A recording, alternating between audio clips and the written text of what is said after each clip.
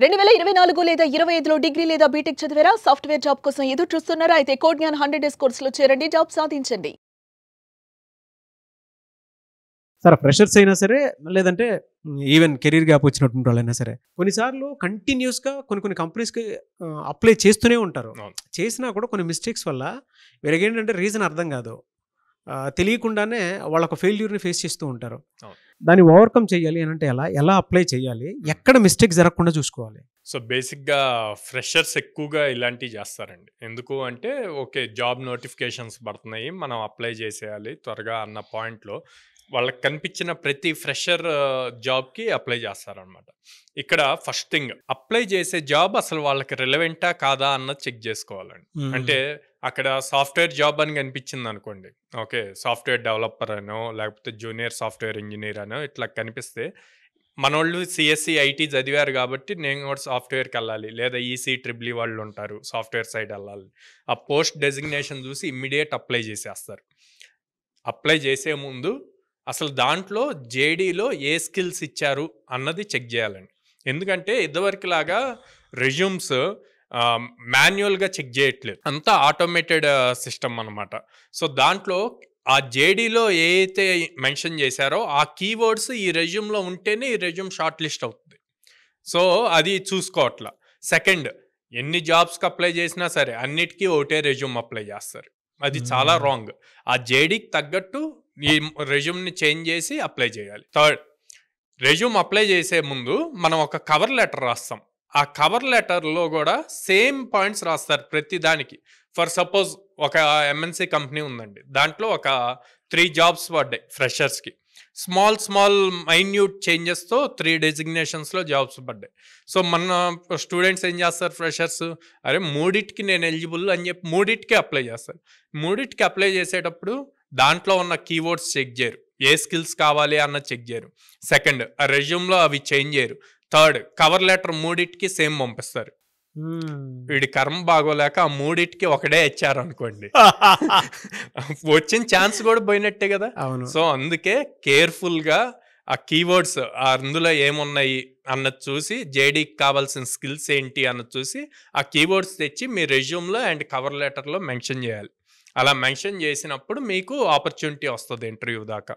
ఇలా కాకుండా చాలామంది ఏమనుకుంటారంటే కాలేజ్లో మనం టాపర్స్, ఓకే లేదు మనకు మంచి పర్సంటేజ్ ఉంది, నా దగ్గర ఆల్రెడీ స్కిల్ ఉంది, నేను జాబ్ క్రాక్ చేయగలను అని చెప్పి కంటిన్యూస్గా అప్లై చేస్తానండి.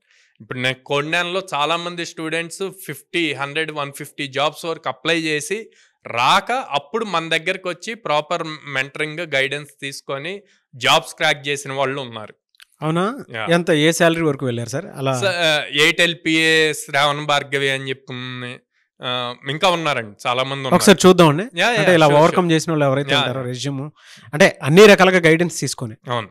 ఎన్ని డేస్ అయిందండి మీరు ఇక్కడ జాయిన్ అయ్యి? అప్రాక్సిమేట్లీ ఫోర్త్ మంత్ ఇది. 4 months లోనే జాబ్ క్రాక్ చేశారు. ఏ కంపెనీలో వచ్చింది మీకు? Optum global solutions. Okay, salary 8.8. ఓ గ్రేట్, మంచి ప్యాకేజ్. Thank you. ఇక్కడ ఏంటంటే ఎప్పుడు వాళ్ళ వైపే చూడకుండా మన సైడ్ కూడా ఆలోచించుకోవాలి. ఎలాంటి వాళ్ళకి అష్యూరెన్స్ ఉండిద్ది అని అంటే ఇచ్చిన టాస్క్ ఇన్ టైంలో కంప్లీట్ చేసి ప్రాజెక్ట్స్ అవన్నీ మంచిగా బిల్డ్ చేసి ఎక్కడ ల్యాగ్ లేకుండా మంచిగా ఫ్లోలో వెళ్తూ ఉంటే వాళ్ళు ఖచ్చితంగా ప్లేస్ అవుతారు, అందులో డౌట్ లేదనమాట. మనం ఊరికే క్లాస్లో విని కూర్చొని ఇంకేం చేయకుండా ప్రాక్టీస్ సెషన్స్కి అటెండ్ అవ్వకుండా మనకే వస్తుంది అన్న కాన్ఫిడెన్స్ ఉన్న వాళ్ళకి డౌటేనండి, చెప్పలేం. అలా కూర్చుంటే ఎవరికి రాదు కదా. మనం చేసే ప్రయత్నం అనేది మనం ఖచ్చితంగా చేయాలి, వీళ్ళు ఖచ్చితంగా సపోర్ట్ ఇస్తారు.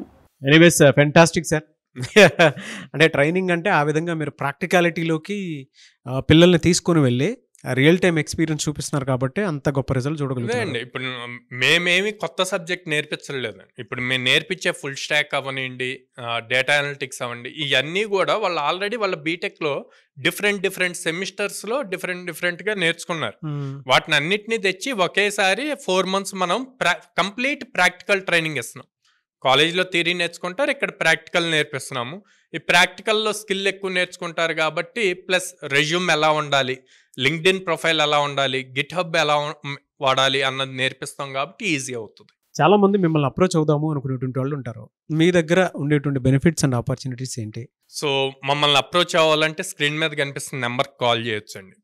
బెనిఫిట్స్ అంటారా, చాలామంది middle class, lower middle class people ఉంటారు. సో వాళ్ళకి సపోర్ట్ చేయటం కోసం లో కాస్ట్ ఈఎంఐ తీసుకొచ్చాం. సో లైక్ వాళ్ళు 6 months 8 months ఇలాగ ప్లాన్స్ చూజ్ చేసుకొని అట్లాగా పే చేయొచ్చు అనమాట. దెన్ మనం ఆల్మోస్ట్ 800+ కంపెనీస్తో అసోసియేట్ అయి ఉన్నాం కాబట్టి ఒకవేళ కాలేజ్లో టాలెంటెడ్ స్టూడెంట్స్ ఉంటారు, వాళ్ళకి కాలేజ్లో ఆపర్చునిటీ రాక ఇప్పుడు ఆపర్చునిటీస్ వస్తే మేము క్రాక్ చేయగలం అనే వాళ్ళు ఉంటారు. సో వాళ్ళ కోసం వాళ్ళ కోర్స్ జాయిన్ అయిన ఇమ్మీడియట్ నుంచే మనం ఆపర్చునిటీస్ ఇస్తాం. ఫీజు క్లియర్ చేసిన ఇమ్మీడియట్ నుంచే ఆపర్చునిటీస్ ఇస్తాం. అలా ఆపర్చునిటీస్ ఇస్తే 20 daysలో 1 monthలో క్రాక్ చేసిన వాళ్ళు చాలామంది ఉన్నారనమాట. 800+ కంపెనీస్తో అసోసియేట్ అయి ఉన్నాం కాబట్టి almost every day or every alternate day కంపల్సరీగా డ్రైవ్ జరుగుతుంది. ఓకే.